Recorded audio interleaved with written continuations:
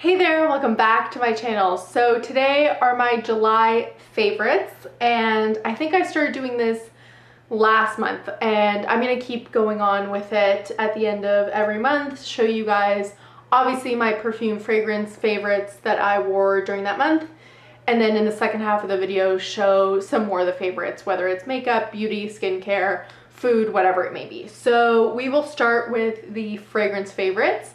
And I have 8 to share with you guys. And the first one I will share is actually from my Wild Coast Perfumery video, so I will tag it either below or above. And this is one that really stood out to me in that video and that I've worn a lot this month. It's Tofino, and they're all eau de parfums. Yeah, this one, it just really was reminiscent of like beach getaway or lake getaways, and I don't know, it was floral but also alluring and sexy, and these are natural fragrances, I should mention. This was the whole kind of like ethos behind the fragrance line, and you know why they sent those over to me to review is so that I could review natural fragrances that weren't using any synthetics and everything. So obviously these aren't going to be an extreme beast mode fragrance by any means, but for a natural fragrance, they did last. And this one was one that really just stood out to me, and I have it in a 15 ml. So yeah, I did wear it this month and I enjoyed it. And then we will get to a surprising one. It was surprising that I bought it, that I liked it, and that it's in a favorites video, because I just did not see that coming from me. Really any 3 of those things. And this is Amethyst by Lalique. This was one, when the hype was real about it, I just figured it wasn't for me because it was fruity and people said it had a green note, and both of those things seemed like things that weren't extremely me. I'm not huge on fruity fragrances, and I'm definitely not huge on green fragrances.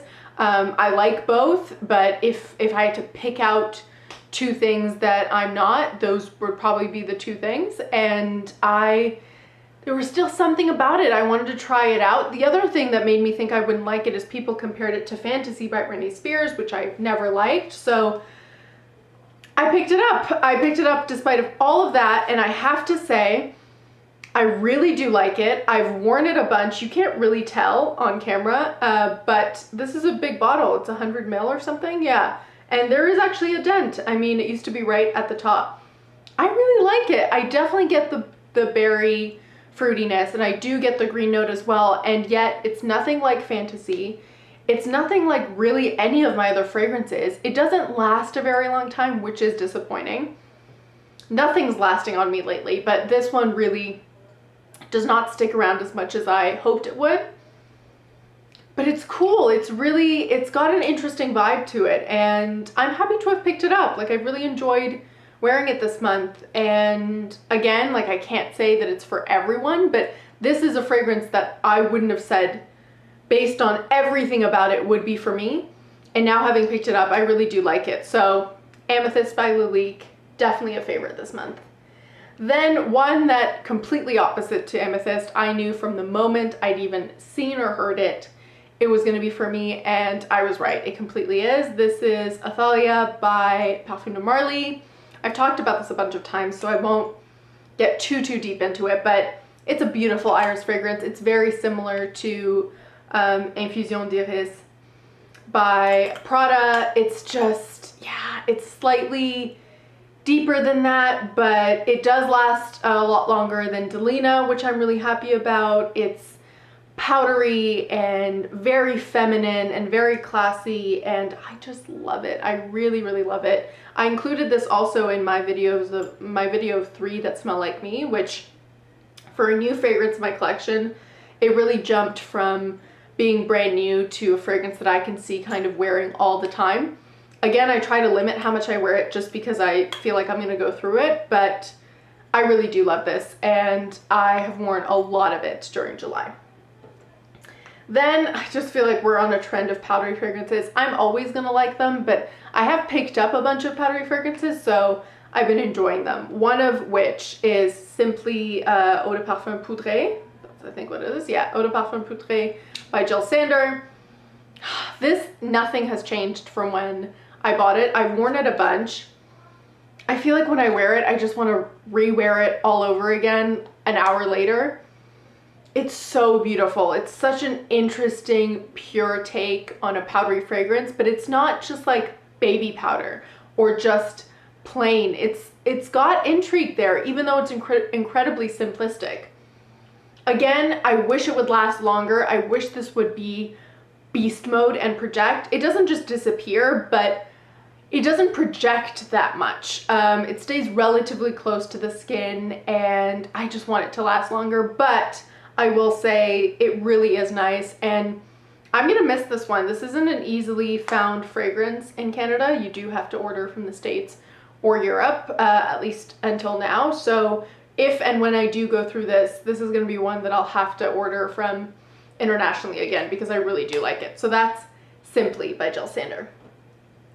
Then we will get to one that's probably no surprise, and this is Insolence au Glacée by Guerlain, and it's one of the flankers I've picked up. I love this. It's so nice. I feel like, and I mentioned in my Insolence video, that this is one that I feel like you can wear in spring, summer, hotter weather if you feel like regular Insolence eau de toilette or eau de parfum is just too strong and too cloying. Personally, I adore them, but even for me, there's just some days where it's getting close to 40 degrees Celsius or it's super humid that it's a little too much. And this is the perfect way to still wear Insolence because it's citrusier, it's iced candied violets instead of just pure candied sugary. And yeah, it's a little lighter, it's less in your face and a little softer, but still that original DNA is there. And I just think it's a beautifully done flanker, so love that. Then one that's actually been surprising somewhat is Noire Eau de Parfum by Givenchy. You can see I made a good dent in it because I actually took a decant to it when I went away on like a day trip to a beach. It's very nutty and seedy, and it's just beautiful. I mean, I've talked about it a little on my channel. I'm sure I'll talk about it more as well in my second impressions. But I really do like it. It's interesting. It's definitely not for everyone because it doesn't have as much sweetness as you would feel would be necessary perhaps to balance out the nutty and seediness to it. But I really have enjoyed this, and I'm gonna wear it a little bit more and try to figure out some layering options for it as well. But I really enjoyed this. It's so cool, so unique, and I'm really happy with this. So that is my 7th one. And my last one's actually a body splash, but you guys know I don't own very many, and if I do, they have to be something incredibly special, and more often than not, it's just gonna be a Lush body spray because they perform like an eau de toilette or an eau de parfum. They're incredible. And this one, Sakura, I've been wearing so much this month. It smells like the Sakura bath bomb, rub body scrub. It's so beautiful and airy but floral, and it's got citrus in there. Yeah, it's really beautiful, and it's so authentic to that scent. So if you know you like that scent, you will like this. And even though it's a soft scent in terms of the notes, it's not one that's very rich or in any way leathery or dark or deep. It lasts such a long time in these body splashes, so I'm so happy to have picked it up. It's a beautiful scent in heat, and yeah, love that. So those were all my favorite fragrances for the month of July. And now we will get into the makeup and skincare. So I only have one skincare favorite, and it's actually by a Spanish brand that I saw is now being sold in Canada, and it's Soins du Visage Biface. Even though it's a French name, this is a Spanish-based company, and this is just their toner. They have two, the rose one and the aloe one, and the aloe one's the one I've been using more, but I own both. And the aloe one's for sensitive skin, and the rose one's just for all skin types. I will say, because I know not everyone likes skincare that's scented, I don't have sensitive skin.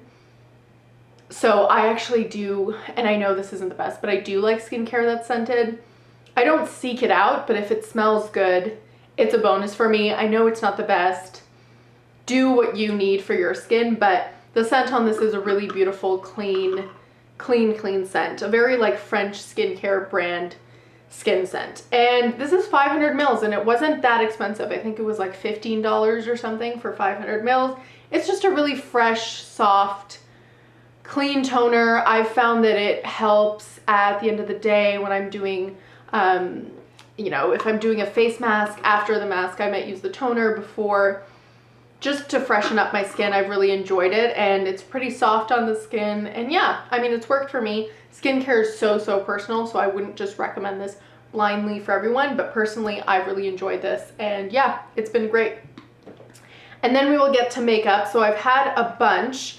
And firstly, I want to talk about the eyeshadow palettes that I've been wearing the most lately, because a number of you have left really kind comments of eyeshadow looks that you've liked that I've worn, and mainly they've been these 3 palettes. So I've tried to answer some of you, but just in case, and again, they're probably all going to be hard to find because I haven't been purchasing makeup as much really, so they're really going to be discontinued, or maybe you can find them on eBay. But the first one is the pink quad from, I think it's called La Belle Carousel from Too Faced. That was one of the Christmas collections, but there was a couple of these, and this one's the pink one. It's the one that has Nutcracker, Nude Beach, Boxes and Bows, and Sugar Plum Fairy. I know people often buy these at Christmas and then resell them online, so if you're really interested, you can pick it up. There's really no need if you don't already have it, but I found I really enjoyed this. It's kind of like a deeper purple, a shimmery pink,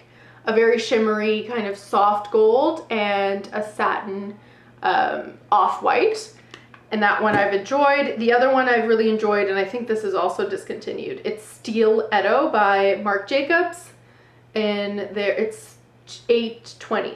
And this one has a lot of cool tone shades as well, which usually I'm not into, but I don't know why I've really been getting into the cool tones. So this one has Rule, The Concrete, Jungle, Sidewalks, Become, Sparkling, and Catwalks.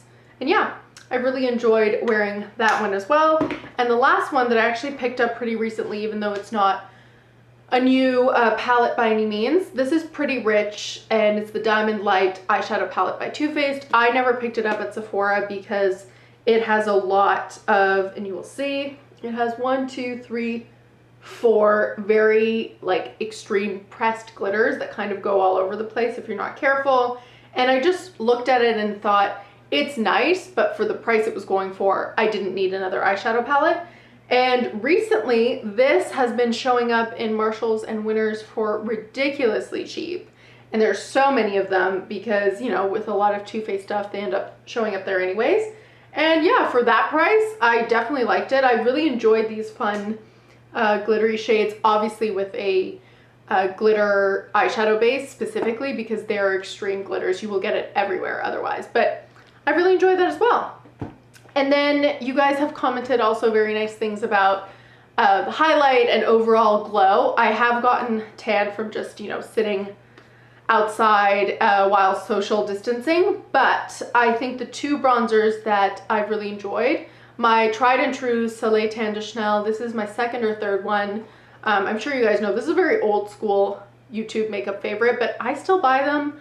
I still really like them, and especially in the summer, sometimes I don't even really use foundation. I just wear moisturizer and then kind of buff this onto the skin, and I really like it. And then on top of that, if I'm just trying to, you know, set it with a bronzer, or if I'm just gonna wear a powder bronzer, I pulled this back up again, and again, it's by Too Faced, the Satin Dual Tone Bronzer. I really like this. I forget which collection it came out of. I don't think they sell it anymore, but this is what it looks like. It's got like a peacock on there. I just find it's a really natural tone for my skin tone. It doesn't pull too warm, but it's not too ashy and cold, so really like that.